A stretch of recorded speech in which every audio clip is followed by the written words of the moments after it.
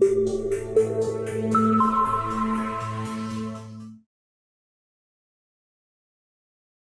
yogis and namaste, welcome. I want to give you a quick explanation of Kapalabhati breathing. Unfortunately, these days when we go to yoga classes, breathing is hardly incorporated, and they are definitely important, these breathing exercises, even more so. They are so important that they will help you improve your asana practice. So if you really want to master all these amazing handstands and upside down poses and whatever, your breath is really incredibly important. You cannot exercise the breath without doing individual breathing exercises. Now, Kapalabhati breathing is actually a kriya, so it's a cleansing exercise, but we kind of consider it a pranayama at the same time. It increases the digestive fire, it cleanses the sinuses, frontal lobe of the brain. You might see that it's a very energizing, warming breath. And great to do before your practice, especially if you practice vinyasa flow or a little bit more intense asana. Kapalabhati is definitely recommended. Now I'm going to give you some cues as to how to practice this exercise, because a lot of people, they tend to just kind of go into this really hardcore kind of thing, but it doesn't really mean that they're doing it the right way. So there's actually a form for doing Kapalabhati. And Kapalabhati resides here in the center, or the hara point. Now the hara point is located approximately, I would say, 4 fingers below my navel in my case, but for some people it might be 3 or 2 even.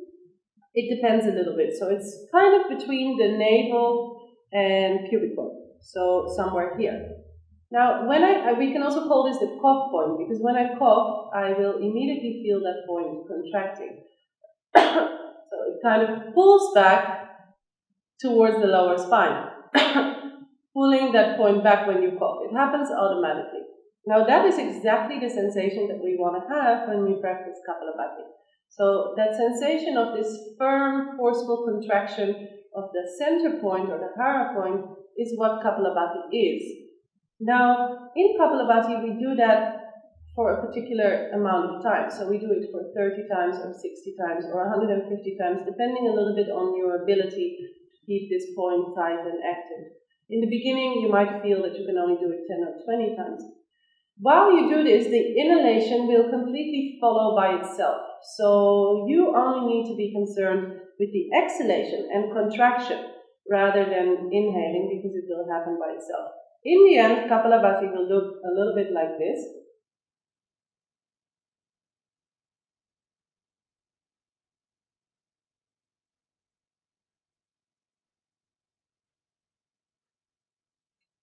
So as you can see, when I do it, there's really kind of a heartbeat sensation happening in the center, in the abdominal area, in the stomach here.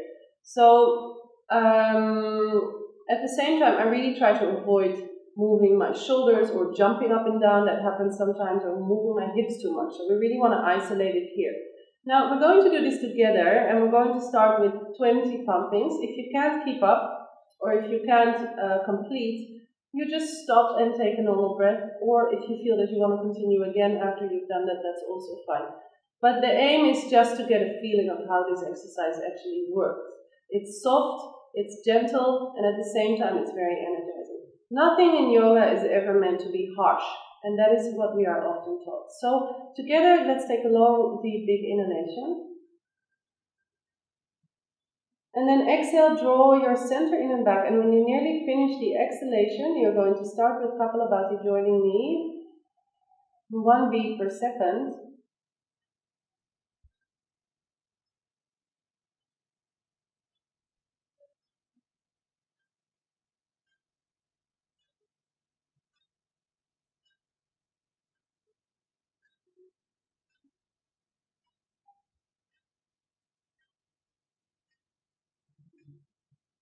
And then finishing with an exhalation and inhaling all the way up to the collarbones.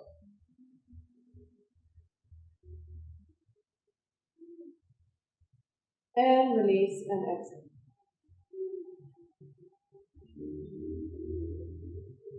So the instruction for Kapalabhati is to build up to 3 minutes or 3 times 1 minute. that would be the best. Try to keep it slow and really practice this on a regular basis. That's the only way that it will improve.